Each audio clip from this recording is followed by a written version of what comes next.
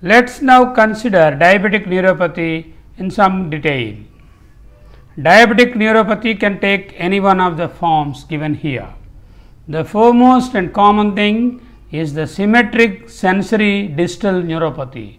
It is called distal symmetric sensory neuropathy or the Graven-Stocking type of neuropathy. The second one is the motor polyneuropathy.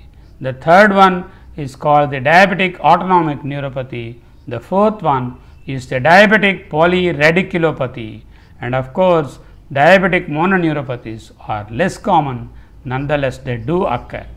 So, the commonest is the distal symmetric sensory, next common is the motor neuropathies and autonomic neuropathies, polyradiculopathy and of course, mononeuropathies. What is the cause of diabetic neuropathy? Why diabetics develop neuropathy compared to other patients? There is microvascular neural ischemia. The vasa nervorum is affected. It is a microvascular complication of diabetes. Sorbitol induced myoinositol is decreased in the blood vessels and in the blood vessel endothelium. There is impairment of neurotropic factors which protect the nerves. Hyperglycemia per se can damage the nerves. Increase in the advanced glycation and products, and then the reduced advanced glycation products or RAGA. AGA and RAGA, they increase the propensity for neuronal damage. Of course, the PKC activation pathways, the nNOS protein are very important recent developments in the pathogenesis of diabetic neuropathy. Grading the severity of diabetic peripheral neuropathy. Grade 0, no symptoms of neuropathy by the patient at all. I am not talking about objective signs elicited using monofilament or vibration fork. Patient symptom wise, how to grade polyneuropathy? No symptoms, grade 0. Minimum pain and paresthesias, grade 1.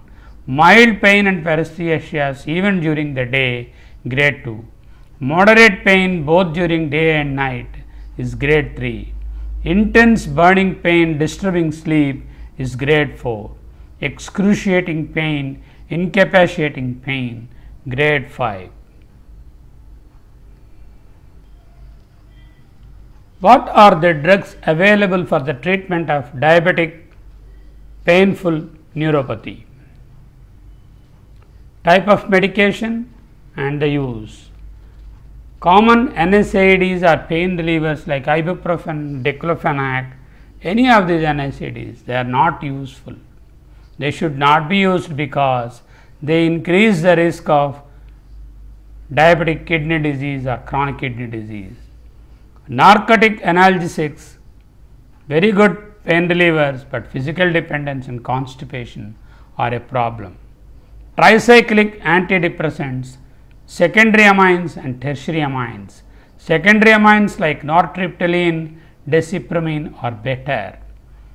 Tertiary amines like amitriptyline, doxepin, imipramine, these also can be used. The problem with tricyclics in general, several side effects of tricyclic antidepressants preclude their routine use. Cardiovascular side effects, constipation, increase in the ocular pressure leading to glaucoma and derangement of the liver function are some of the common side effects of tricyclic antidepressants. Then of course, we have a class of anti-epileptic drugs called AEDs. AED is anti-epileptic drug. Carbamazepine, 100 milligrams BID can be started up to 200 milligrams per day in 2 or 3 divided doses, can be given depending upon the severity of the pain. The major side effect is sedation. Gabapentin is a wonder drug. It relieves the diabetic peripheral neuropathic pain to a very great extent. 300 milligrams can be given once a day or up to 600, 900, and people have even tried 3600 milligrams of gabapentin. But in general, we do not require to use such large doses. Anywhere around 300 to 600 milligrams of gabapentin once a day is adequate to control most of the patients of painful neuropathy. Lamotrigine. Lamotrigine is another anti-epileptic drug of great promise in diabetic peripheral neuropathy with pain. 50 milligrams OD or 50 milligrams BID can be started up to a maximum of 700 milligrams per day. Duloxetine is a dual inhibitor of serotonin and norepinephrine. It is called selective serotonin noradrenaline reuptake inhibitor or SSNRI. It is an excellent drug and gives excellent results. In addition to being an antidepressant, it is a wonder drug in diabetic peripheral neuropathy. The dose is 600 milligrams once a day. What about these commonly used medications? These medications are not recommended and have no proven value, like neurotropic vitamins. The moment we see diabetic peripheral neuropathy, we give him B12 shots, we give him B12 tablets, or methylcobalamin, for that matter benfotiamine. These have been tried and tested in various clinical trials and found to have no effect whatsoever on diabetic peripheral neuropathy. If it is nutritional neuropathy, certainly yes, they have a role to play, not in diabetic peripheral neuropathy. Antioxidants have been used left and right, like vitamin E, beta carotene and lycopene, of no proven value and not recommended at all for diabetic peripheral neuropathy. Drugs that are not approved by the FDA but have promising results in trials are acetyl L-carnitine, also called L-carnitine, and then alpha lipoic acid or ALA, and gamma linoleic acid or GLA. L-carnitine, ALA and GLA are good drugs to be tried, but more trials are required, and further elucidation of these results will put them in the front seat as far as diabetic neuropathy treatment is concerned.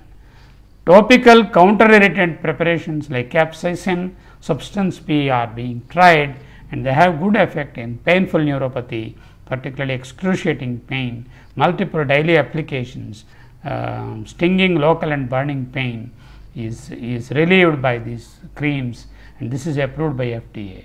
Recently, the duloxetine and some of the antidepressant drugs are available in the cream form, and they are as topical applications. They have some good effect. Nonetheless, more trials are required before we really recommend them routinely for patients of diabetic neuropathy. Remember, these neurotropic vitamins and antioxidants have not stood the test of clinical trials and have no role to play in the treatment of diabetic sensory or motor neuropathy. There are certain emerging and very promising treatments in the area of diabetic polyneuropathy, both peripheral sensory neuropathy as well as motor.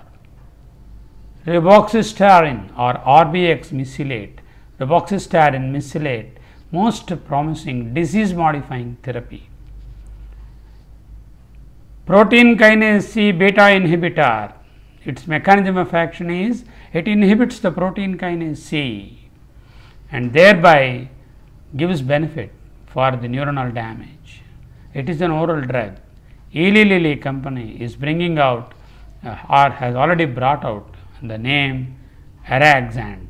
Araxant FDA approved drug, very good drug to be tried in diabetic neuropathy. It is useful in all forms of diabetic macro and microvascular disease.